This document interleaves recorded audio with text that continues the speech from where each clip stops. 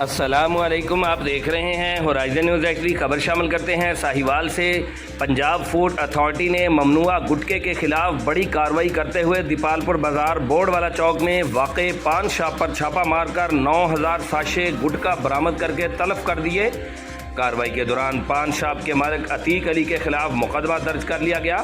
ترجمان food authority کے مطابق کارروائی کے دوران مختلف کمپنیوں کے ہزاروں ساشے گٹکا برآمد ہوئے جو ساہیوال کے مختلف کریانہ سٹورز اور ڈرنک کارنرز پر سپلائی کیا جا رہا تھا۔ تاہم فوڈ سیفٹی ٹیم نے بروقت کارروائی کرتے ہوئے اس بڑی کھیپ کو پکڑ لیا۔ ڈی جی فوڈ اتھارٹی سید موسیٰ رضا کا کہنا ہے کہ گٹکا انسانی صحت کے لیے انتہائی مضر ہے اور اس کا استعمال منہ اور گلے کے کینسر کا سبب بنتا ہے۔ انہوں نے نوجوانوں پر زور دیا کہ وہ اس مہلک نشہ آور چیز سے مکمل اجتناب کریں۔ Report Rauf Shahzad Jutt, divisional bureau chief Sahiwal, Horizon News H D, Pakistan.